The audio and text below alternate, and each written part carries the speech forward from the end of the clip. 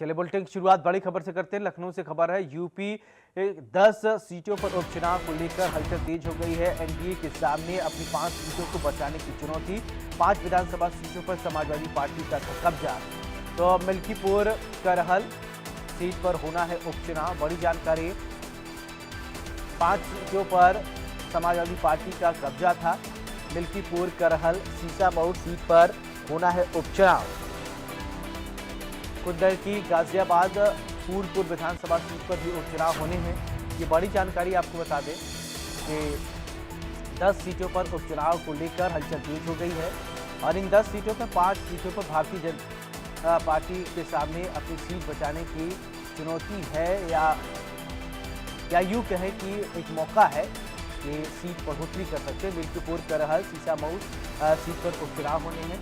कुंदरी गाजियाबाद फूलपुर विधानसभा seat पर उपचुनाव होने में बड़ी जानकारी आपको बता दें। तो लखनऊ से बड़ी जानकारी, यूपी के 10 सीटों पर उपचुनाव को लेकर हलचल तेज हो गई है। एनडीए के सामने 5 सीटों को बचाने की चुनौती है। तो एनडीए के सामने 5 सीटों की बचाने की चुनौती। बड़ी जानकारी, 5 सीटों पर समाजवादी पार्टी का कब्जा है। मिल्कीपुर करहल सीसामऊ सीट पर उपचुनाव होने हैं। कुंदरी की और गाजियाबाद फूलपुर विधानसभा सीट पर उपचुनाव होने हैं और उपचुनाव को लेकर तैयारियां तेज कर दी गई हैं। बड़ी जानकारी प्रति एनडीए के सामने अपने 5 सीटों को बचाने की तैयारी।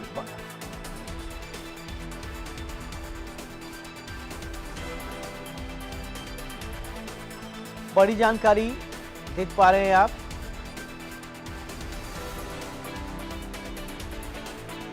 ब्रेकिंग न्यूज इस वक्त ही आपको बता दें कि बड़ी खबर, उपचुनाव को लेकर तैयारियां तेज हो गई हैं। एनडीए के सामने 5 सीटों को बचाने की चुनौती है।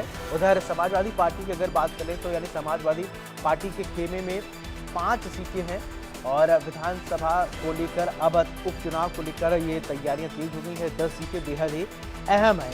अब देखने वाली बात होगी उत्तर प्रदेश में क्या समाजवादी पार्टी एक बार फिर से बेहतरीन प्रदर्शन करती है या बीजेपी अपनी खोई हुई सीटों को वापस अपनी झोली में डालती है। इसको लेकर तैयारियां दोनों पार्टी, सभी क्षेत्रीय पार्टी, सियासी दल जो है वो अभी से जुट गए हैं। एनडीए के सामने अपनी 5 सीटों को बचाने की चुनौती है। ये बड़ी जानकारी आपको बता दें कि 5 विधानसभा सीटों पर समाजवादी पार्टी का कब्जा था।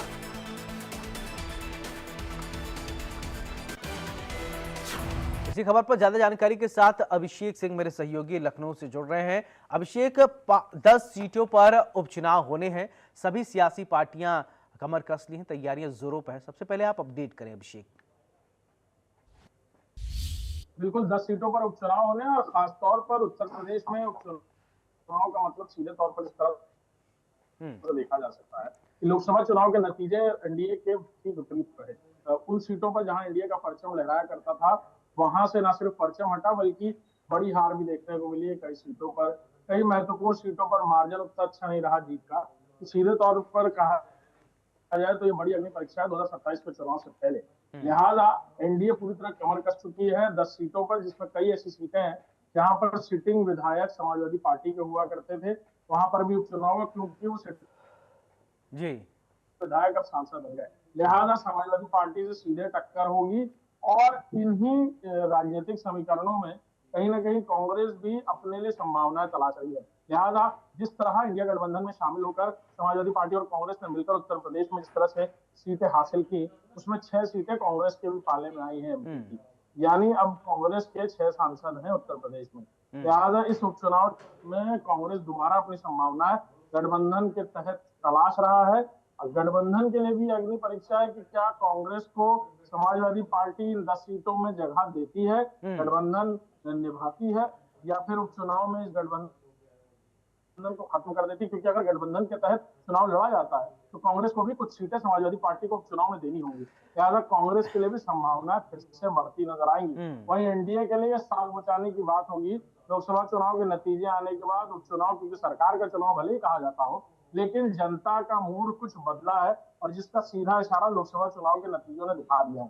लिहाजा 2027 से पहले एनडीए के लिए सीधे तौर पर अग्नि परीक्षा है। उत्तर प्रदेश में इन सभी उपचुनाव की सीटों पर न सिर्फ कांटे की टक्कर है, बल्कि अब प्रत्याशी भी कैसे किस तरह से उतारे जाएंगे इसको लेकर भी मंथन शुरू हो चुका है।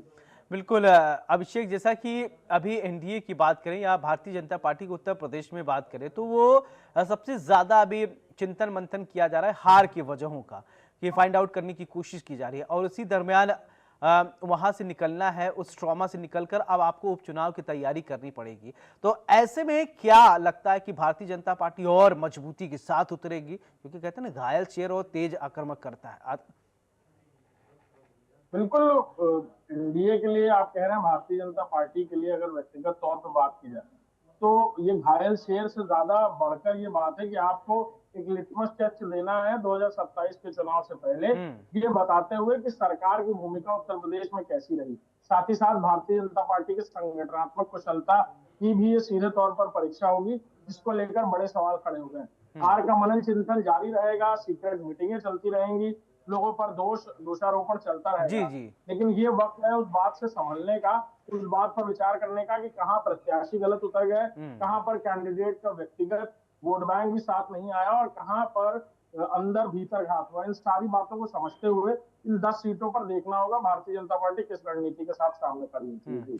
बिल्कुल अभिषेक, देखिए राजनीति में चुनाव हार तो होता रहता है, अगर ऐसा नहीं कि एक ही व्यक्ति अगर जीतता रहेगा तो एकदम मोनोपोली हो जाएगा, मामला ही खत्म हो जाएगा, तो ठीक है ये। लेकिन अगर उपचुनाव की अगर बात करें तो कांग्रेस अपना अस्तित्व तलाशती हुई नजर आ रही। अच्छा, थोड़ा सा रिस्पांस कांग्रेस के खेमे में आया, अखिलेश यादव बहुत मुखर होकर सामने आए हैं, तो क्या लगता है कि अखिलेश यादव और समाजवादी खेमे में कुछ बेहतरीन करने को इनको मिलेगा, या फिर क्षेत्रीय मुद्दे या योगी जी जो काम कर रहे हैं, चाहे लॉ एंड ऑर्डर को लेकर हो, चाहे निवेश को लेकर हो, इन चीजों को भी तो जनता देखती होगी, तरजीह देगी। अभी आपने देखा किस तरीके से माफियाओं को खत्म किया गया, माफिया राज खत्म किया जा रहा है, गुंडा राज खत्म किया जा रहा है, इन सब बातों को तो भी ध्यान में रखा जाएगा।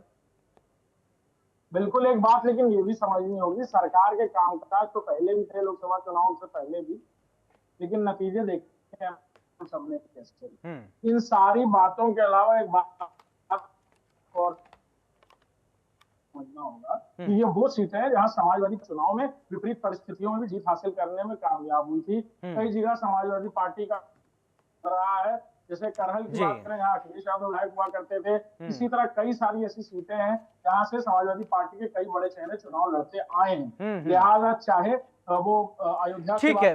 चलिए अभिषेक, बहुत बहुत शुक्रिया आपका तमाम जानकारी के लिए। बढ़ते हैं खबरों में आगे। लखनऊ से खबर है जहां पर रीढ़